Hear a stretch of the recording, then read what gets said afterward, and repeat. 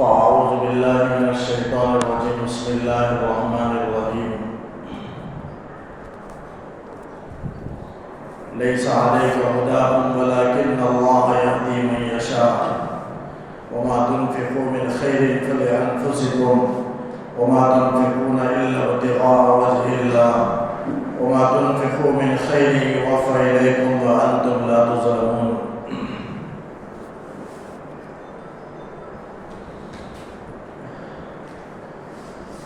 بزرگان محترم، سورہ بقرہ کی آیت نمبر 272 ہے، جس میں اللہ تعالیٰ صدقے کی فضیلت کو بیان کر رہا ہے اور صدقے کی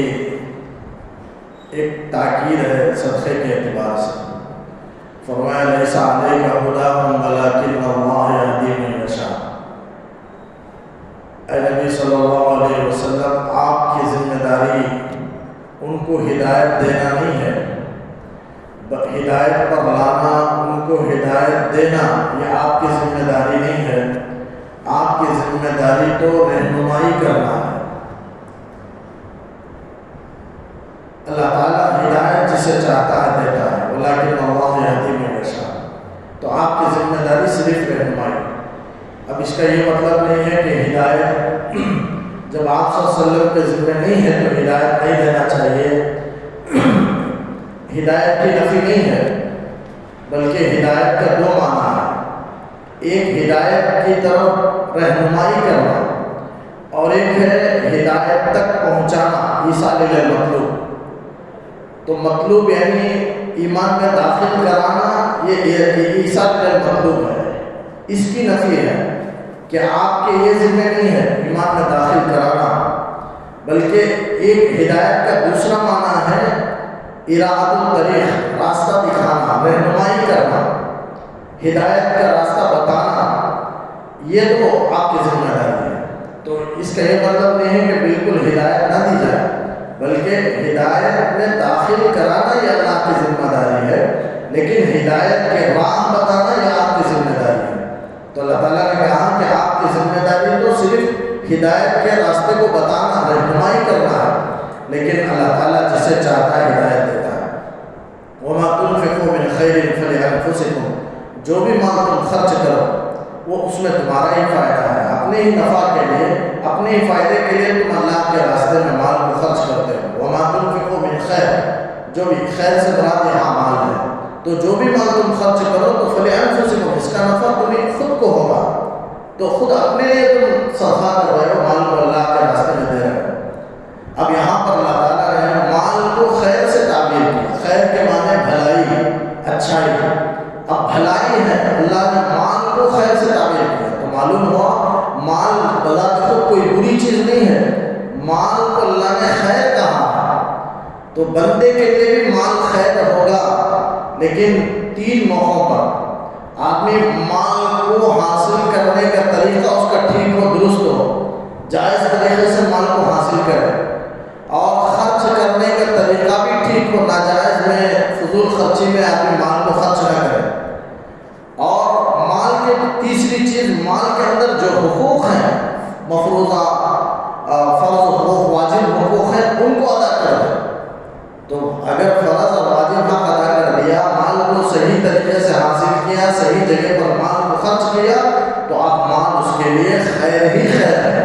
یعنی بھلائی ہی بھلائی ہے. تو مال حاصل کرنا منع نہیں ہے. مال آدمی جتنا بھی چاہے زیادہ آدمی حاصل کر سکتا ہے. اس کے لیے کوئی متعین مقدار نہیں ہے کہ یہاں جا کر ختم ہو جائے گا، 1 ارب میں 100 کروڑ، اس کی ایسے کوئی شریعت میں مقدار متعین نہیں ہے. آدمی جتنا چاہے مال حاصل کر سکتا ہے، لیکن شرط ہے کہ حاصل کرنے کا طریقہ ٹھیک ہو اور خرچ کرنے کا طریقہ بھی درست ہو، اور مال کے جو حقوق ہیں وہ بھی ادا کر دیں. 3 چیز اگر ہو جائے تو پھر مال اس کے لیے خیر ہی خیر ہے. تو یہ بندہ خود اپنے فعل سے ناجائز طریقے سے مال کو حاصل کر لیا، یا ناجائز طریقے میں مال کو خرچ کر دیا، یا حقوق واجبہ ادا نہیں کیا، تب اس کے لیے مال شر ہے اس کے حق میں. ورنہ مال خیر ہی خیر ہے. مال فی نفسی ہی خیر ہے، فی نفسی اس کے اندر کوئی برائی نہیں ہے بذات خود. اس لیے اللہ نے اسے خیر سے تعبیر کیا. فرمایا وما تنفقوا من خیر، جو بھی مال تم خرچ کرو اس کا نفع تمہیں مل کر رہے گا، وہ تمہارے اپنے فائدے کے لیے ہے. اور آگے فرمایا جو مال تم خرچ کرو اللہ کی رضا جوئی کے لیے، اللہ کی خوشنودی حاصل کرنے کے لیے خرچ کرو. وما تنفقون الا ابتغاء وجه اللہ، یہ وما تنفقون خبر ہے اور نہیں کے معنی میں ہے، یعنی عربی گرامر کے اعتبار سے نہیں کا معنی کا مطلب یہ ہے کہ اللہ تعالیٰ کہتا ہے کہ تم مال کو خرچ مت کرو الا ابتغاء وجه اللہ، مگر اللہ کی خوشنودی کو طلب کرتے ہوئے، تلاش کرتے ہوئے، اللہ کی خوشنودی اس کی رضا کو حاصل کرنے کے لیے تم مال کو خرچ کرو. اس کے علاوہ کوئی اور مقصد نہیں ہونا چاہیے مال کو خرچ کرنے کا، ریاکاری، دکھاوا، شہرت، کوئی دوسرا مفاد فاسد اس کے اندر نیت نہ ہونا چاہیے، بلکہ خالص نیت ہونی چاہیے اللہ کی خوشنودی کی. تو اللہ تعالیٰ کہتا ہے مال کو تم اللہ کی رضا جوئی کے علاوہ مال کو خرچ نہ کرو. وما تنفقوا من خیر، جو بھی مال تم خرچ کرو گے یوفی الیکم، وہ تمہیں پورا بدلہ دے دیا جائے گا. اس لیے کہ اللہ کے راستے میں آدمی مال کو خرچ کرتا ہے فی سبیل اللہ، اللہ کے حکم میں، اس کی اطاعت میں، تو اللہ تعالیٰ گویا اللہ کو خرچ دے رہا ہے اور ایسے ذات کو خرچ دے رہا ہے جو نادار نہیں ہے. یقیناً اسے پورا بلکہ دگنا تگنا اس کے اخلاص کے مطابق کئی گنا کر کے اللہ تعالیٰ اسے لوٹائے گا. اس پر یوفی الیکم وانتم لا تظلمون، اور تم ظلم نہیں کیے جاؤ گے، یعنی جو تم خرچ کرے اس کے ثواب میں ہرگز کمی نہیں کی جائے گی، پورا بدلہ صدقے کا تمہیں عطا کیا جائے گا. پھر فرمایا للفقراء الذین احصروا فی سبیل اللہ لا یستطیعون ضربا فی الارض، یہ آیت فقراء مہاجرین کے سلسلے میں نازل ہوئی، جن کو اصحاب صفہ کہا جاتا ہے. بعض فقراء مہاجرین میں سے بعض جن کو اصحاب صفہ کہا جاتا ہے، یعنی مدینہ منورہ میں ایک چبوترا ہے جو آپ صلی اللہ علیہ وسلم کے زمانے میں آپ سے علم حاصل کرنے کے لیے دور سے طلباء آپ کے پاس علم شریعت حاصل کرنے کے لیے پہنچتے تھے مدینہ میں. وہ ہجرت کر کے دوسرے ملکوں سے آتے تھے اور آپ صلی اللہ علیہ وسلم کی مسجد نبوی میں آ کر چبوترا کے پاس رہتے تھے. ان کا کوئی اپنا مدینہ میں کوئی ان کے خاندان نہیں تھا، کوئی گھر نہیں تھا، کوئی قبیلہ نہیں تھا، بلکہ ہجرت کر کے، جیسے آج دوسرے ملکوں میں آدمی سفر کر کے تعلیم حاصل کرنے کے لیے جاتے ہیں اور ہاسٹل میں رہتے ہیں. آج تو ہاسٹل میں بہت ساری سہولیات ہوتی ہیں، اور پھر جن کے پاس خوشحالی ہے وہ تو اپنے مال خرچ کر کے اور آسانی اور سہولت کے ساتھ پورے آرام کے ساتھ وہ رہتے ہیں. لیکن اس زمانے میں ایسا نہیں تھا. ہجرت کرنے والے صحابہ وہ ہجرت کرتے دین کے علم کو حاصل کرنے کے لیے، آپ سے علم شریعت کو، علم نبوت کو حاصل کرنے کے لیے ہجرت کر کے مہاجر صحابہ مدینہ منورہ میں آ کر آپ کے در اقدس پر، آپ کے اطراف میں پڑے رہتے تھے. چبوترا مدینہ منورہ میں تھا، ایک مسجد نبوی کے کونے میں ایک طرف میں، وہاں آ کر رہتے تھے. ان کا کوئی اور مشغلہ نہیں تھا، بلکہ روایتوں میں آتا ہے یہ 400 کی مقدار تھے جو پورے مکمل طور پر علم حاصل کرنے کے لیے آپ صلی اللہ علیہ وسلم سے علم نبوت کو، علم شریعت کو، علم حدیث کو حاصل کرنے، علم قرآن کو حاصل کرنے کے لیے آپ صلی اللہ علیہ وسلم کے پاس آ کر ٹہر گئے تھے. گویا ان کا کوئی خاندان نہیں تھا، وہاں سے جانے والے نہیں تھے. بعض صحابہ ایسے بھی تھے جو آتے اور پڑھ کر چلے جاتے، بعض صحابہ وہیں رہتے تھے، جن میں حضرت ابو ہریرہ رضی اللہ عنہ بھی ہیں، جو حدیث میں سب سے زیادہ روایت حضرت ابو ہریرہ کی ہے. حدیث کی روایت کرنے والے 5000 حدیثیں انہوں نے آپ صلی اللہ علیہ وسلم سے یاد کی ہیں. سب سے بڑا، سب سے زیادہ حدیث کا حصہ رکھنے والے، روایت کرنے والے حضرت ابو ہریرہ. کیوں؟ اس لیے کہ جب ایمان لایا، بہت سے صحابہ ہم سے پہلے ایمان لائے، لیکن ان کے بنسبت حضرت ابو ہریرہ کے مقابلے میں وہ اتنا زیادہ ان سے حدیثیں مروی نہیں ہوئی، لیکن حضرت ابو ہریرہ بعد میں ایمان لائے. اور جب ہجرت کر کے اصحاب صفہ میں شامل ہو گئے طالب علموں میں، تو پھر پوری زندگی آپ صلی اللہ علیہ وسلم کی خدمت ہی میں وہیں مسجد نبوی میں پڑے رہے. اسی مدرسے میں جو اصحاب صفہ جسے کہا جاتا ہے، صفہ ایک چبوترا پہلا مدرسہ تھا اس سے پہلے اللہ تعالیٰ کے دربار میں، لیکن حضور نبی کریم صلی اللہ علیہ وسلم کے پاس ایک جو پہلا مدرسہ شروع ہوا اسے اصحاب صفہ کہا جاتا ہے. وہاں حضرت ابو ہریرہ رضی اللہ عنہ اسی لیے حدیث میں پورا شوق کے ساتھ، ذوق کے ساتھ علم حاصل کرتے تھے. اور یہی وجہ ہے کہ کثرت سے حدیثیں حضرت ابو ہریرہ سے مروی ہیں رضی اللہ عنہ. تو یہ مہاجر صحابہ کے سلسلے میں اللہ نے آیت نازل فرمائی یہ آیت کہ اصل صدقات کے مستحق تو وہ فقراء ہیں جو احسروا فی سبیل اللہ، جو اللہ کے راستے میں گر گئے ہیں، روک دیے گئے ہیں، گر گئے ہیں، یعنی لا یستطیعون ضربا فی الارض، زمین میں وہ سفر کرنے کی استطاعت نہیں رکھتے، یعنی اپنی ذریعہ معاش کے لیے زمین میں چل نہیں سکتے، سفر نہیں کر سکتے، کیونکہ علم حاصل کرنا ان کی ایک مشغولی ہے۔ تو علم حاصل کرنے کی مشغولی کے لیے دو مقصد تھا ان کا اصحاب الصفہ کا، ایک تو علم حاصل کرتے آپ سے، اور دوسرا مقصد جنگ میں کسی سریہ میں جانا ہوتا تو ان اصحاب الصفہ جو افراد کو آپ صلی اللہ علیہ وسلم وہ دستے کو بھیجتے تھے، اصحاب الصفہ کو بھیجتے تھے سریہ میں، جنگ میں، تو یہ دو مقصد کے لیے تھا۔ تو بہرحال صحابہ کرام تو ان فقراء صحابہ کے لیے ان اصحاب الصفہ کے سلسلے میں آیت نازل ہوئی کہ وہ ذریعہ معاش کے لیے زمین میں سفر نہیں کر سکتے علم کے حاصل کرنے کی مشغولی کی وجہ سے،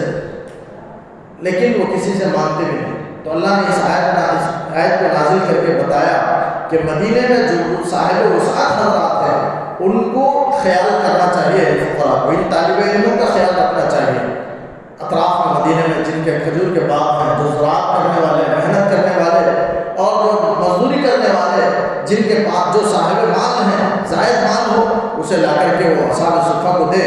تو کھجور کا خوشہ لا کر کے لٹکا دیا کرتے، بھوک لگنے پر وہ جا کے اسے توڑ کر کے وہ اصحاب صفہ کھا لیا کرتے تھے۔ کبھی کبھی حضرت ابو ہریرہ کو بہت زمانے تک کھانا نہیں ملتا تھا، بہت زمانے، یہاں تک کہ کئی وقتوں کا بھوک کی وجہ سے بے ہوش ہو جاتے تھے۔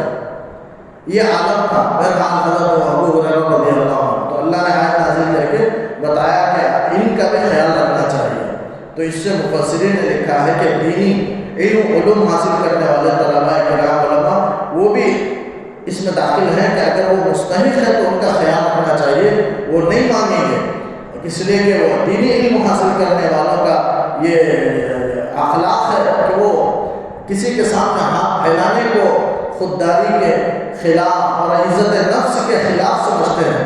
اس لیے کسی کے سامنے ہاتھ دراز نہیں کرتے، لیکن لوگوں کو ان کا حال معلوم کرنا چاہیے، معلوم کر کے اگر وہ مستحق ہو تو ان تک پہنچانا، یہ اللہ تعالیٰ نے اس کا حکم دیا کہ پہنچا۔ یحسبهم الجاہل ناواقف، لوگ ان کو دیکھ کر سمجھیں گے کہ اغنیاء، وہ مالدار ہیں، کیوں؟ من التعفف، من تعلیلیہ ہے، یعنی مطلب ہے کہ پرہیز کرنے کی وجہ سے، نہ مانگنے کی وجہ سے۔ صحابہ کی عادت تھی بھوکے رہ جاتے لیکن دوسرے کے سامنے دست سوال دراز نہیں کرتے، کیوں؟ حدیث میں وعید ہے، اگر کسی کے پاس 1 دن 2 دن کا کھانا موجود ہے، اس کے باوجود مانگتا ہے، ضرورت نہ ہونے کے باوجود مانگتا ہے، کل قیامت کے دن اس کا چہرہ زخم خوردہ ہوگا اور اس کے چہرے پر شکن ہوگی۔ یہ آپ صلی اللہ علیہ وسلم نے وحی میں بیان فرمایا۔ تو وہ نہیں مانگتے ہیں، تو نہ مانگنے کی وجہ سے ناواقف لوگ ان کو مالدار سمجھتے ہیں، ان فقراء صحابہ کو، اصحاب صفہ کو وہ مالدار سمجھتے تھے نہ مانگنے کی وجہ سے۔ اللہ تعالیٰ کی ہدایت تعریفہم بسیماہم، لیکن اے مخاطب تو ان کو پہچانے گا ان کی علامتوں سے، یعنی علامتوں سے دیکھ کر پہچاننے کا حکم دیا گیا، یا خاص حضرات کو اللہ تعالیٰ نے خطاب کیا کہ تم پہچان لو گے علامتوں سے۔ کیا علامتیں ہیں؟ تواضع ہے، یہ نہ کھانے کی وجہ سے چہرے پر جو مشقت کا، تکلیف کا، بھوک کا جو اثر ہے ان کو دیکھ کر کے تو پہچانے گا کہ واقعی مستحق ہے۔ لیکن لا یسألون الناس الحافا، وہ لوگوں سے اصرار کر کے نہیں مانگتے، الحاف کہتے ہیں اصرار کر کے، الحاف کہتے ہیں اصرار کر کے مانگنا۔ جیسے بعض لوگ جسم کو ہاتھ لگا کر کے کئی بار انکار کرنے کے باوجود نہیں جاتے، اصرار کے ساتھ کھڑے رہ جاتے ہیں اور مانگتے ہیں، ایسے مانگنے کو الحاف کہتے ہیں، الحاف کہتے ہیں، یعنی اصرار کے ساتھ مانگنا۔ اللہ تعالیٰ نے کہا کہ وہ اصرار کے ساتھ، بلکہ وہ مانگتے ہی نہیں، اسی لیے بعض حضرات اس کا ترجمہ، الحاف کا ترجمہ کیے بالکل سوال نہ کرنا، وہ لوگوں سے بالکل سوال نہیں کرتے، لا یسألون الناس الحافا، لیکن لوگوں کی ذمہ داری ہے کہ ان کے حالت کو معلوم کر کے ان تک مال کو پہنچائیں۔ وما تنفقوا من خیر، اور جو بھی مال تم خرچ کرو فإن اللہ بہ علیم، اللہ تعالیٰ اس کو جاننے والا ہے۔ یعنی ایسا نہیں ہے کہ آدمی خرچ کر رہا ہے اللہ کے علم سے باہر، اللہ تعالیٰ جانتا ہے، اخلاص اس کے دل میں موجود ہے تو ضرور اللہ تعالیٰ قیامت میں اس کا بدلہ دے گا، اس کے خرچ کے بقدر، اس کا بدلہ اسے مل کر ہی رہے گا۔ الذین ينفقون أموالهم بالليل والنهار سرا وعلانية فلهم أجرهم عند ربهم ولا خوف عليهم ولا هم يحزنون۔ پھر صدقہ ہی کی ترغیب فضیلت کے سلسلے میں آیات چل رہی ہیں، یہ آخری آیت ہے جس میں اللہ تعالیٰ نے کہا میرے صدقے کے سلسلے میں فضیلت میں ترغیب میں آخری آیت ہے، الذین ينفقون اموالهم، جو اپنے مال کو خرچ کرتے ہیں، باللیل والنہار، رات اور دن میں، سرا وعلانیہ، پوشیدہ طور پر بھی اور علانیہ یعنی کھلا علانیہ طور پر بھی، فلہم اجرہم، ایسے لوگوں کے لیے ان کا اجر ہے، عند ربہم، ان کے رب کے پاس، ولا خوف علیہم، اور ان پر کوئی خوف نہیں ہوگا، ولا هم يحزنون، اور غمگین نہیں ہوں گے، یعنی پچھلے چیزوں پر وہ غم بھی نہیں ہوں گے اور آئندہ کے سلسلے میں کوئی ڈر بھی نہیں ہوگا۔ یہ آیت حضرت ابوبکر صدیق رضی اللہ عنہ کے سلسلے میں اللہ نے ان کی فضیلت کو بیان کرنے کے لیے اللہ نے یہ آیت اتاری ہے، اس لیے حضرت ابوبکر صدیق رضی اللہ عنہ کے پاس روایتوں میں آتا ہے اس آیت کے شان نزول میں کہ 40,000 درہم تھے، دینار تھے حضرت ابوبکر کے پاس، 10,000 دینار صبح میں خرچ کیے، 10,000 دینار اللہ کے راستے میں شام میں خرچ کیے، 10,000 پوشیدہ طور پر خرچ کیے، 10,000 دینار کھلا علانیہ طور پر انہوں نے صدقہ کیا، تو اللہ کو پسند آیا تو اللہ تعالیٰ نے آیت نازل کر دی، اور نازل کرنے کا مطلب اللہ تعالیٰ یہ بتانا چاہتا ہے کہ مومن کی یہ شان ہے کہ جب ایمرجنسی ضرورت پیش آ جائے اور ہنگامی موقع آ جائے تو اس موقع پر مان لو، بہرحال جب بھی صدقہ کرنے کی ضرورت پیش آ جائے، کوئی بھوکا، کوئی مریض، کوئی پیاسا، کوئی ننگا اگر دکھ جائے، کوئی بیوہ، کوئی یتیم، کوئی محتاج اگر دکھ جائے تو فوراً آگے پیچھے نہ سوچے بلکہ اس کی مدد کرے، یعنی جب بھی موقع ہو، دن میں ہو یا رات میں ہو، پوشیدہ ہو یا کھلا ہو، ہر طرح سے مدد کرنے کے لیے کسی بھی وقت میں کسی کے لیے بھی آدمی دینے کے لیے تیار ہے۔ تو مومن کی اللہ نے ایک صفت بیان فرمائی کہ وہ ہر موقع پر، ہر وقت میں جب ضرورت آ جائے، چاہے وہ رات کا موقع ہو چاہے صبح کا موقع ہو، جس وقت بھی ضرورت پیش آ ہے اس وقت میں وہ مال کو خرچ کرتے ہیں۔ یہ مومن کی بہت عظیم اور بہترین صفت ہے، اللہ نے اسے بیان کر کے مومنوں کو حکم دیا، چونکہ اللہ خبر دے رہا ہے کہ لوگ خرچ کرتے ہیں، اس طرح حضرت ابوبکر نے خرچ کی، خبر کے اندر حکم ہوتا ہے، یعنی تم بھی اس طرح کرو، جب بھی موقع ملے کسی بھی وقت میں تم مومن مال اللہ کے راستے میں خرچ کرنے سے پیچھے نہیں ہٹتا، لہذا تم بھی خرچ کرو، یہ مطلب ہے۔ بعد میں فرمایا حضرت علی رضی اللہ عنہ کے شان میں آیت نازل ہوئی، ان کے پاس 4 درہم تھے، 1 درہم صبح میں، 1 درہم شام میں، 1 درہم پوشیدہ طور پر اور 1 درہم علانیہ طور پر انہوں نے خرچ کیا، تو اللہ نے ان کے بارے میں ان کی شان میں آیت نازل فرمائی۔ تو بہرحال آیت اللہ نے نازل فرمائی، اس کا 2 میں سے کوئی ایک بہرحال صحابی ہو، ان کی فضیلت کو بیان کرنے کے لیے اللہ نے یہ آیت نازل فرمائی۔ تو ان آیتوں میں اللہ تعالیٰ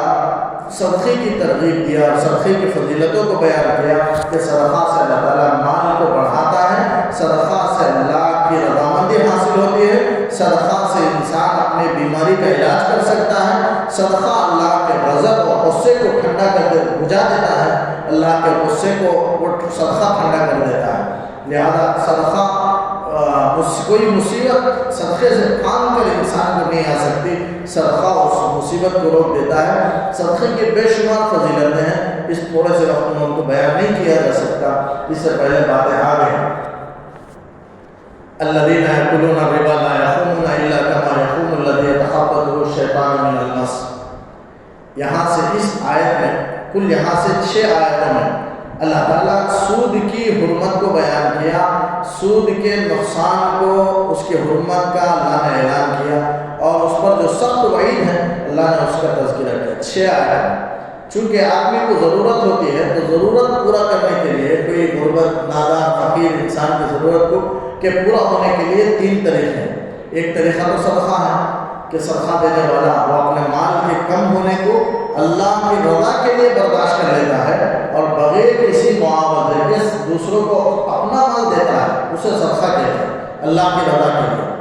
تو اس سے غریب کی ضرورت پوری ہوتی ہے۔ ایک یہ بالکل اس کی فضیلت ہے اور بڑی ترغیب حدیث میں آئی ہے، ایک اسے اللہ نے پہلے بیان کیا، اور دوسرا اپنی ضرورت کو پورا کرنے کا طریقہ ہے سود، لیکن وہ سود وہ ناجائز طریقہ ہے، لیکن انسان کی ضرورت اسے انسان پوری کرتا ہے، اس کا بھی اللہ نے ذکر کیا۔ اور تیسری ایک چیز ہے جس سے انسان اپنی ضرورت پوری کرتا ہے، وہ ہے قرض۔ قرض لے کر بھی انسان کبھی اپنی ضرورت پوری کرتا ہے، وقتی ضرورت۔ تو تین چیزیں ہوئی۔ تو پہلے صدقے کو اللہ نے بیان کیا، اب یہاں سے 6 آیتوں میں سود کے حکم کو اللہ تعالیٰ بیان کرنا چاہتا ہے، بیان کر رہا ہے۔ آج میں انہیں 6 آیتوں کی تفسیر کروں گا، پھر انشاءاللہ اگلا ہفتہ وہ قرض کے سلسلے میں اللہ نے آیت نازل فرمائی، اس کے بعد قرض کا ذکر ہے۔ ترتیب سے اللہ تعالیٰ نے صدقے کا، سود کا، قرض کا، چونکہ تینوں سے انسان اپنی ضرورت پوری کرتا ہے تو اس کا ذکر، اب سود کا ذکر اس کے بعد کیا ہے۔ اور قرآن کریم کی سب سے بڑی آیت وہی ہے سود کے سلسلے، یہ قرض کے سلسلے میں۔ قرض کے سلسلے میں اگلے اللہ تعالیٰ اس کے احکام کو بیان کرتا ہے سود کے بعد، اور قرآن کریم کی سب سے بڑی آیت وہ ہے قرض کی آیت، آیت دین اسے کہتے ہیں، آیت کا نام ہے۔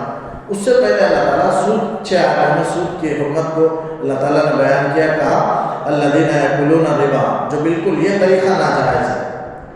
حرام ہے۔ پہلا طریقہ اس کی ترغیب ہے، حلال ہے، ثواب کا باعث ہے، اور یہ دوسرا طریقہ جو ہے ضرورت پورا ہونے کا سود کا طریقہ، یہ بالکل ناجائز اور حرام طریقہ ہے جس کو اللہ نے بیان کیا۔ الذین یأکلون الربا، جو سود کھاتے ہیں۔ کھانے سے مراد کھانا پینا، کپڑے میں استعمال کرنا، یا اپنے دوسرے زندگی کے دوسرے شعبوں میں اسے استعمال کرنا، ساری چیزیں استعمال، سارے استعمال اس کے اندر آ جاتے ہیں۔ کھانے سے مراد صرف کھانا نہیں ہے، بلکہ ساری چیزیں سود کے معاملے میں جتنے بھی آدمی لے کر کوئی بھی چیز کرے گا وہ ساری چیزیں اس میں داخل ہے۔ الذین یأکلون الربا، جو سود کھاتے ہیں، یا لا یقومون الا کما یقوم الذی یتخبطہ الشیطان من المس، اس کا سب سے بڑا نقصان اللہ تعالیٰ ایک نقصان اس میں بیان کیا، کئی نقصانات ہیں، اس میں ایک نقصان اللہ تعالیٰ بیان کر رہا ہے کہ وہ نہیں اٹھیں گے مگر اس طرح جس طرح کوئی ایسا شخص اٹھتا ہے جس کو شیطان نے حملہ کر کے بدحواس کر دیا، مخبوط الحواس کر دیا ہو، شیطان نے حملہ کر کے اسے دیوانہ بنا دیا۔ انسان بے ہوش ہوتا ہے، دیوانہ ہوتا ہے تو اس کے بہت سارے اسباب ہیں، ایک اسباب نہیں بلکہ کئی سبب ہیں دیوانے ہونے کے، بے ہوش ہونے کے۔ اس میں علماء نے تحقیق کے ساتھ یہ لکھا ہے کہ شیطان کا من المس کے معنی چھونا، یعنی شیطان اگر حملہ کرتا ہے، جن یا شیطان، تو اس کی وجہ سے بھی انسان کا بے ہوشی اور جنون طاری ہو جاتا ہے، دیوانہ ہو جاتا ہے، بے ہوش ہو جاتا ہے۔ تو بے ہوش ہونے کے بعد یا دیوانہ ہونے کے بعد وہ کس طرح چلے گا، اس کی حرکتیں دیوانوں کی طرح ہوں گی، تو کل قیامت میں وہ خبر سے بھی ایسے ہی اٹھے گا جیسے کوئی جن جس پر حملہ کر دیا گیا، جن نے حملہ کر دیا ہو، وہ جیسے اٹھ کر کھڑے ہو کر جس طرح بے ڈھنگا طریقے سے چلے گا، اس طریقے سے قبر سے وہ اٹھ کر کے چلے گا۔ یعنی قبر سے اٹھنے کی حالت کو اللہ نے بیان کیا کہ وہ ایسے اٹھے گا جیسے کوئی شراب پینے کے بعد لڑکتا پڑکتا جو اٹھتا ہے، یا کسی شیطان نے اسے اس پر حملہ کر کے اسے بدحواس کر دیا، وہ جیسے بکے گا، اس کی حرکتیں دیوانوں کی حرکت ہوگی، اس کی چلن دیوانوں کی چلن کی طرح ادھر ادھر لڑکتے ہوئے وہ چلے گا، اس طرح قیامت میں وہ اٹھے گا۔ اللہ تعالیٰ قبروں سے اٹھائیں گے، یہاں سود خور کو قبر سے اٹھانے کی جو کیفیت حالت ہے اللہ اسے بیان کرتا ہے کہ اس طرح وہ اٹھے گا۔ من المس کے معنی چھونا، یعنی شیطان چھوتا ہے، جن چھوتا ہے، چھونے کا مطلب جسے ہم اردو زبان اپنی زبان میں حملہ کرنا کہتے ہیں، جن سوار ہو جانا جسے ہم کہتے ہیں، وہ سوار ہو جائے تو پھر وہ بدحواس ہو جاتا ہے، وہ اسے شیطان پچھاڑ دیتا ہے، یہ اس کا معنی یہی ہے۔ اب وہ اس کی جو حالت ہوگی وہی حالت اللہ تعالیٰ اس کی اٹھ کریں گے، اور اس حالت میں وہ قبر سے اٹھے گا۔ ایسا ہوتا ہے شیطان کے حملہ کرنے کی وجہ سے، بلکہ روایتوں میں آتا ہے شیطان اور جن کے حملے سے انسان بے ہوش بھی ہوتا ہے، دیوانہ بھی ہوتا ہے، بڑی بڑی بیماریوں کا شکار بھی ہو جاتا ہے۔ بڑی بڑی بیماریاں جو لا علاج بیماریاں ہیں، کھجلی ہے، یہ خارش ہے، یہ سب شیطان کے اثر ڈالے گئے سے۔ جیسے قرآن میں دوسری جگہ ذکر ہے کہ حضرت ایوب علیہ السلام کو خارش کی بیماری تھی، جسم میں کچھ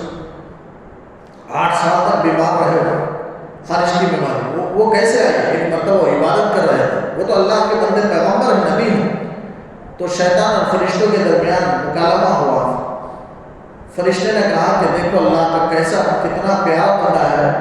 جن کو تم بہکا نہیں سکتے اور ان پر کچھ اثر انداز نہیں کر سکتے۔ تو شیطان نے کہا ذرا دکھاؤ اپنا حملہ، تو میں جا کر کے صرف ان پر میں گزر جاتا ہوں، اگر میرا سایہ بھی اگر پڑ جائے تو پھر اس کا نقصان دیکھنا۔ تو شیطان حضرت ایوب علیہ السلام کے سامنے سے گزرا، جن کا سایہ وہ حضرت ایوب علیہ السلام پر پڑا تو پھر وہ بیمار ہو گئے، وہاں سے ان کو خارش کی بیماری پیدا ہوئی۔ بہرحال اللہ کے حکم سے ہی ہوا، لیکن یہ خطرناک شیطان جن کا یہ اثر ہوتا ہے یا اور یہ اثر مسلم ہے، کتابوں میں لکھا گیا ہے، اس کی وجہ سے قرآن میں اس کا تذکرہ ہے۔ جیسے قرآن نے کہا انی مسنی الشیطان، تو ایوب علیہ السلام نے خود کہا اے اللہ رب انی مسنی الضر، یہ بھی کہا اے اللہ مجھے تکلیف بیماری پہنچی ہے، رب انی مسنی الشیطان بنصب وعذاب، شیطان نے بھی مجھے چھو لیا ہے، یہ بھی انہوں نے کہا۔ تو قرآن سے ثابت ہے کہ شیطان اگر حملہ کرتا چھوٹا ہے تو اس کی وجہ سے کجلی اور خارش کی بیماریوں میں بھی انسان مبتلا ہو سکتا ہے اس کی وجہ سے، لیکن اس سے نجات کا طریقہ اللہ نے حضرت ایوب علیہ السلام کو بتایا کہ ارکض برجلک، آخر میں فرمایا اپنے پیر کو ایڑی سے مارو، زمین پر انہوں نے رگڑا اور مارا تو پانی نکل آیا، جیسے ابراہیم علیہ السلام اسماعیل علیہ السلام مارے ایڑی سے تو پانی نکلا، ویسے پانی نکلا۔ تو اللہ نے کہا ھذا مغتسل بارد، یہ ٹھنڈا پانی تمہارے غسل کے لیے ہے اور شراب اور پینے کے لیے ہے۔ تو اس سے معلوم ہوا کوئی ٹھنڈا پانی پیے اور ٹھنڈا پانی نہائے تو اس سے خارش کی بیماری دور ہو سکتی ہے۔ تو اللہ نے علاج بتایا قرآن کریم، ذالک بأنہم قالوا انما البیع مثل الربا، یہ اس وجہ سے ہے کہ انہوں نے کہا، یعنی شیطان اس طرح بدحواس کر دینا، شیطان کا حملہ کر دینا، یہ حالت، یہ کیفیت ان کی خبروں سے اٹھتے وقت وہ یہ حالت اس لیے ہوگی کہ قالوا، انہوں نے کہا کہ انما البیع مثل الربا، بیع تو سود کی طرح ہے۔ بیع کے معنی ہے تجارت، خرید و فروخت، یہ سود کی طرح ہے، یہ عکس تشبیہ ہے، یعنی یہ لوگ بیع کو ربا سود سے تشبیہ دے رہے ہیں، حالانکہ سود کو بیع سے تشبیہ دینا چاہیے۔ اگر واقعی اسے جائز قرار دینا ہے تو ایسا کہنا چاہیے کہ بیع تو جائز ہے، بیع میں نفع ہوتا ہے اور سود میں بھی نفع ہوتا ہے، تو بیع سود تو بیع ہی کی طرح ہے، بیع کی طرح ہے، ایسا کہنا چاہیے تھا، لیکن انہوں نے ایسا نہیں کہا، بلکہ بیع سود کی طرح ہے، یعنی یہ مبالغے کے طور پر عکس تشبیہ اس کو کہتے ہیں۔ عکس تشبیہ کے معنی الٹی تشبیہ، انہوں نے کہا کہ بیع سود کی طرح ہے، حالانکہ یہ کہنا چاہیے سود تو بیع کی طرح ہے، یعنی بیع جائز ہے، اس میں نفع ہے تو سود میں بھی نفع ہے، اس لیے سود بیع کی طرح ہے، ایسا کہنا چاہیے، لیکن انہوں نے الٹا کہا، الٹی تشبیہ۔ یہ مبالغے کے لیے، مبالغہ عربی گرامر کے اعتبار سے، یعنی مبالغہ کا مطلب اس بات کو ثابت کرنے کے لیے ہے کہ وہ لوگ سود کو حلال سمجھتے ہیں اور حلال قرار دیتے ہیں، تو حلال قرار دینے کے لیے انہوں نے ایسی تشبیہ اختیار کی، ایسا کہا کہ بیع میں تو نفع ہے اور بیع جائز ہے، تو اس لیے سود میں بھی نفع ہے تو سود کو بھی جائز ہونا چاہیے، تو گویا سود کو حلال قرار دے رہے ہیں۔ اللہ تعالیٰ کہتا ہے کہ یہ تمہاری ذمہ داری نہیں کہ تم جسے چاہو حلال کہو، جسے چاہو حرام کہو، بلکہ یہ اللہ کے ذمہ ہے، اور اللہ تعالیٰ جسے چاہتا ہے، اللہ قدرت رکھتا ہے، جسے چاہے حلال کرے، جسے چاہے حرام کرے۔ آگے فرمایا وَأَحَلَّ اللَّهُ الْبَيْعَ وَحَرَّمَ الرِّبَا، اللہ نے بیع کو حلال کیا اور سود کو حرام کیا۔ اب کوئی اگر سمجھے کہ آج تو سود کے بغیر آگے بڑھنا اور تجارت کرنا ناممکن ہے تو یہ اس کی کم عقلی ہے۔ اللہ تعالیٰ کہتا ہے، مالک الملک کہہ رہا ہے کہ یہ جمالی آیتوں میں سے، جلالی آیتوں میں سے، دو قسم کے آیت ہیں، جمالی آیت، جلالی آیت، یعنی خوبصورت انداز میں اللہ تعالیٰ جن آیتوں میں اپنا حکم پیش کرتا ہے، اپنی بات پیش کرتا ہے، اسے جمالی آیتیں کہتے ہیں، اور غضب غصے کے انداز میں جن کو اللہ تعالیٰ جلالی انداز میں پیش کرتا ہے وہ آیات جلالیہ ہیں، تو یہ آیت جلالی ہے، جلالی آیت ہے۔ اللہ تعالیٰ کہتا ہے کہ تمہیں کوئی اختیار نہیں ہے، تمہیں کوئی قدرت نہیں، بس اتنا سمجھو، تمہیں چونو چرا کرنے کی اجازت نہیں، اللہ نے بیع کو حلال کیا ہے، بس یعنی خرید و فروخت کو حلال کیا اور سود کو حرام کیا۔ حقیقت میں اگر دیکھا جائے، لیکن لوگ غور کرتے ہیں اور سمجھتے ہیں دونوں میں نفع ہے اور دونوں برابر ہونا چاہیے، ہرگز نہیں، بلکہ دونوں میں بڑا زمین و آسمان کا فرق ہے۔ علماء نے کئی فرق بیان کیے ہیں۔ بیع کو اللہ نے حلال کیا ہے تو دونوں طرف سے آدمی کی محنت لگتی ہے، آدمی کا پیسہ لگتا ہے، آدمی کا وقت لگتا ہے، یہ ساری چیزیں ہوتی ہیں تو اس لیے جائز ہے۔ لیکن سود میں انسان کی محنت بھی نہیں لگتی، یعنی جو آدمی مال دے کر کے دوسروں سے مال حاصل کر رہا ہے اس میں کوئی اس کی محنت نہیں ہے، کوئی اس کا وقت ضائع نہیں ہو رہا، بلکہ بلا معاوضہ مال دے کر کے بغیر محنت کے مال کو حاصل کر رہا ہے، اور یہی سود ہے۔ سود کسے کہتے ہیں کہ ادھار مال پر ایک مقررہ وقت کے لیے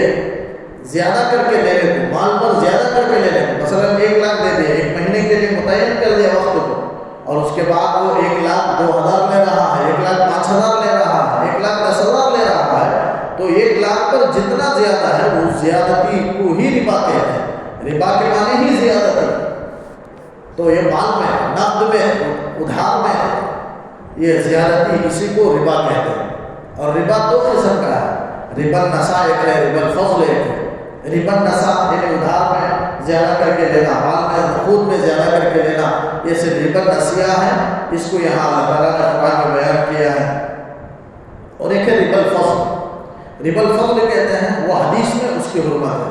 وہ بھی ربا ہی ہے، دونوں حرام ہے۔ وہ حدیث میں آپ صلی اللہ علیہ وسلم نے فرمایا 6 چیزیں، کیلے اور وزنی، آپ صلی اللہ علیہ وسلم نے 2 چیزیں بیان کی، جو وزن کر کے جو چیزیں بکی جاتی ہیں اور ناپ کر کے جو چیزیں بکتے ہیں وہ سب برابر سرابر کا ہی معاملہ کیا جائے گا، کمی زیادتی حرام ہے، اسے ربا الفضل کہا جاتا ہے۔ اس کی مثال میں آپ صلی اللہ علیہ وسلم نے 6 چیزیں بیان کی، ان 6 چیزوں کے مشابہ کوئی بھی چیز ہوگی وہ سارا کا سارا حرام ہوگا۔ اگر بڑھوتری کے ساتھ، اگر کمی بیشی کے ساتھ دیا جائے تو حرام میں داخل ہے۔ تو آپ صلی اللہ علیہ وسلم نے پہلی چیز بیان فرمائی، آپ نے فرمایا الحنطۃ بالحنطۃ، گیہوں ہے، گیہوں کے بدلے میں گیہوں اگر لے رہے ہیں تو اگر ردی خراب گیہوں بھی ہو اور ایک طرف عمدہ گیہوں ہو تو اگر 1 کلو لے رہے ہیں تو 1 کلو کے بدلے میں 1 کلو ہی لے سکتے ہیں۔ اگر کوئی ادھر خراب 2 کلو رکھا اور عمدہ 1 کلو رکھا اور آپس میں تبادلہ کر رہے ہیں تو یہ حرام ہے، یہ 1 کلو سود کے اندر داخل ہے۔ تو 6 چیزیں آپ نے بیان فرمائی، تو وہ 6 چیزوں میں مثلاً بھی مثلاً برابر سرابر ہونا ہے، عمدہ ہے، ردی ہے، دونوں 1-1 کلو آپس میں تبادلہ ہوتا ہے تو 1-1 کلو ہی جائز ہے۔ اگر کوئی 2 کلو آپس میں دیتا ہے، 2 کلو کے بدلے میں اچھے 1 کلو کو لیتا ہے تو یہ 1 کلو جو بڑھ کر ہے سود کے اندر داخل ہے۔ اس کو جائز کرنے کا طریقہ میں آپ سے بیان کروں، ایسا کرو کہ اسے بیچ دو، مثلا دونوں کے 2 کلو کی قیمت وہ 20 درہم ہے تو 20 درہم میں دوسرے کو دے دیا جائے اور 20 درہم کے بدلے میں وہ 1 کلو کو خرید لیا جائے، اتنا ہی مال ہوا لیکن حلال طریقہ ہو گیا۔ لیکن گیہوں کو گیہوں کے بدلے میں اگر بیچیں تو برابر بیچا جائے گا، یعنی مثلا آپ نے مثال کے طور پر 6 باتیں بیان فرمائی، ان میں ایک گیہوں اور دوسرا بالشعیر بالشعیر، جو کو جو کے بدلے میں، یعنی برابر سرابر ہی، اس میں زیادتی، اسی طرح زیادتی حرام ہے۔ اور پھر والملح بالملح، نمک کو نمک کے بدلے میں، 1 کلو نمک تو 1 کلو نمک ہی ہے، اگر ردی ہے تو 2 کلو دے دیا تو وہ بھی ناجائز میں داخل ہو گیا۔ تو بہرحال اگر وہ خراب ہے تو اسے پیسے سے تبادلہ کیا جائے گا، پیسے سے خرید و فروخت کرنے کے بعد اسی پیسے سے دوسرے مال کو خرید جائے گی، یہ حلال طریقہ ہے، جائز طریقہ ہے۔ لیکن اسی نمک کو نمک کے بدلے میں اگر خریدنا ہے تو برابر سرابر۔ والتمر بالتمر، کھجور کو کھجور کے بدلے میں، والذهب بالذهب، سونے کو سونے کے بدلے میں، 10 گرام سونا لے کر دے دیا اور کہا کہ 1 سال کے بعد مجھے 12 گرام مجھے چاہیے، لے کر دے، تو 2 گرام جو ہے وہ حرام میں داخل ہو گیا، سود کے اندر داخل ہو گیا۔ تو 10 درہم، اگر 10 گرام دیا تو 10 گرام ہی واپس لے گا، تو برابر سرابر ہی جائز ہے، اس سے بڑھ کر معاملہ نہیں کیا جائے گا۔ والذهب والفضة بالفضة، چاندی چاندی کے بدلے میں، یعنی برابر سرابر۔ یہ 6 چیزیں آپ نے بیان فرمائی ہیں، گیہوں ہے، جو ہے، نمک ہے، کھجور ہے، سونا چاندی ہے، یہ 6 چیزیں ہیں۔ اس میں آپ صلی اللہ علیہ وسلم نے مثلا یعنی آپ نے اس جیسی چیزیں بیان فرمائی، یہ بھی اور اس جیسی چیزیں، یعنی جو بھی وزن کی جانے والی ہیں، مثلا آٹا ہو تو 1 کلو آٹا 1 کلو آٹے کے بدلے میں ہے، اس سے ضائع ہے۔ اگر کوئی چیز ناپی جاتی ہے، مثلا کوئی پیٹرول ہے، اسے ناپ کر دیا جاتا ہے، کسی آلے میں اگر ناپ کر دیا جائے تو اگر ایک آلہ، ایک کیل ہے تو اس کے بدلے میں 1 ہی کیل جائز ہے۔ اگر کوئی 2 کیل 1 کیل کے بدلے بیچتا ہے تو پھر ناجائز ہے، تو کوئی بھی چیز وزن کی جانے والی چیز ہو یا تولی جانے والی چیز ہو، اس میں برابر سرابر ہی جائز ہے، اس میں کمی زیادتی جائز نہیں، وہ سود کے اندر داخل ہو جاتا ہے، اسے ربا الفضل کہا جاتا ہے۔ بہرحال اسلام کے اندر جائز طریقے بہت ہیں۔ آدمی مال کمانا چاہتا ہے، مال اس کے پاس موجود ہے لیکن کمانے کے لیے اس کے پاس عقل موجود نہیں، تو ایک بے ہے، بے مضاربت، وہ کر سکتا ہے، اس کی اجازت اسلام کے اندر ہے۔ بے مضاربت کیا ہے کہ آدمی اپنا مال دوسرے کو حوالے کر دے دے اور کہے کہ اس میں تجارت کرو، نفع و نقصان میں شریک رہوں گا، لیکن نفع ہے تو سامنے والے سے دونوں آپس میں طے کر لیں، 10% ہو 20% ہو، میرا جتنا بھی ہو، آپس کی رضامندی سے، اس میں کوئی مقدار متعین نہیں ہے، آپس کی رضامندی سے جتنا طے کر لے، اب تجارت میں اتنا اسے صاحب مال کو اتنا نفع دے دے، اگر 10% 20% طے ہو تو اتنا مال اگر دے دے تو یہ جائز ہے، یہ بے مضاربت ہے۔ لیکن نقصان ہو تو نقصان کے لیے آدمی برداشت کرے اسے اور برداشت کرنے کے لیے تیار ہے، میرا یہ مضاربت ہے اور یہ جائز ہے کہ ایک کا مال ہے، ایک کی عقل ہے، ایک کی صلاحیت ہے، اور دونوں آپس میں نفع میں شریک ہو جائیں۔ تو فرمایا وَأَحَلَّ اللَّهُ الْبَيْعَ وَحَرَّمَ الرِّبَا، اللہ نے بیع کو حلال کیا ہے اور سود کو حرام کیا۔ فَمَنْ جَاءَهُ مَوْعِظَةٌ مِّن رَّبِّهِ، بس جس کے پاس بھی اپنے رب کی نصیحت پہنچ جائے، فَانْتَهَا، بس رک جائے، یعنی ڈر جائے، اللہ کا حکم کو مان کر کے رک جائے، تو فَلَهُ مَا سَلَفَ، جو کچھ اب تک ہو چکا ہے وہ اسی کے لیے ہے، یعنی جتنا وہ سود لے لیا، سود کا حکم نازل ہونے سے پہلے صحابہ جتنے سود لیے دوسرے بھی، وہ سب اس کے لیے حلال ہے، اب اسے واپس کرنے کی ضرورت نہیں ہے، جو ہو گیا وہ معاف ہے۔ اب اس کے بعد آئندہ سود نہ لیا جائے، سود نئے طریقے سے بھی نہ لے، یا کوئی معاملہ ہوا تھا 6 مہینے کا، 3 مہینے کا سود لے لیا تھا، ابھی 3 مہینے کا سود باقی ہے تو اسے بھی چھوڑا، اس لیے کہ اب تک کا معاملہ جو ہو گیا آئندہ سود کا کوئی معاملہ نہیں ہونا چاہیے، یا کوئی گزرا ہوا سود ہی ہے لیکن ابھی تک وہ سود نہیں دیا اور گزرے ہوئے کا ماضی کا سود مانگ رہا ہے تو وہ بھی اس کے لیے حرام ہے۔ تو اس سے پہلے جتنا سود کا لے لیا گیا وہ حلال ہے، اس کے بعد نہ لینے کا حکم ہے۔ فرمایا جو رک گیا تو فَلَهُ مَا سَلَفَ، جو کچھ اس پیچھے گزر چکا ہے بس وہ سب اس کا مال ہے، اس کے لیے نفع ہے، وَأَمْرُهُ إِلَى اللَّهِ، اور اس کا معاملہ اللہ کے پاس ہے، معافی کا معاملہ، یعنی کوئی آدمی سود اس زمانے کے ساتھ خاص نہیں بلکہ قیامت تک کے لیے کوئی سود لے لیا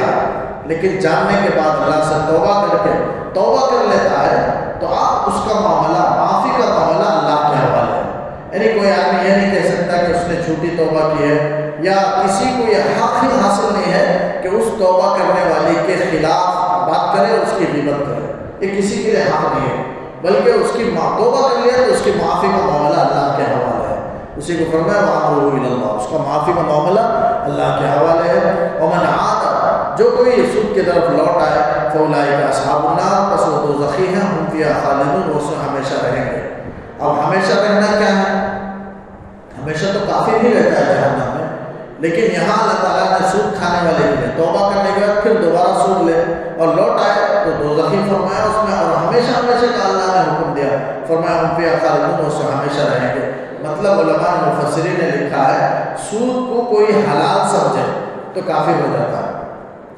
اس لیے سود کو اگر کوئی حرام ہی سمجھے لیکن لیتا رہے تو اسے فاسق کہا جائے گا، گنہگار تو ہے لیکن ایک نہ ایک دن جنت میں جائے گا، کیونکہ سود کو تو حرام سمجھتا تھا۔ یہ اور بات ہے کہ اس پر عمل نہیں کرتا، کرنا چاہیے لیکن کوئی نہیں کرتا ہے تو وہ فاسق تو کہلائے گا، لیکن سود کو حلال کوئی سمجھتا ہے تو وہ کافر ہی ہو جاتا ہے، اس لیے کہ قرآن کریم کے کسی حکم کو حلال کو حرام سمجھنا، حرام کو حلال سمجھنا، اس سے آدمی پکا کافر بن جاتا ہے، اور کافر اگر ہو گیا یعنی حلال سمجھ لیا تو کافر ہو گیا، اور کافر کے لیے تو ہمیشہ جہنم میں رہنا ہے، ہم فیہا خالدون۔ اس اعتبار سے اللہ نے فرمایا ہم فیہا خالدون، ورنہ وہ ایک نہ ایک دن اگر کوئی حرام سمجھنا ہے تو پھر اللہ تعالیٰ اسے جنت میں داخل کریں گے اسے، لیکن وہ کافر تو نہیں، وہ ہمیشہ تو رہنا نہیں ہے،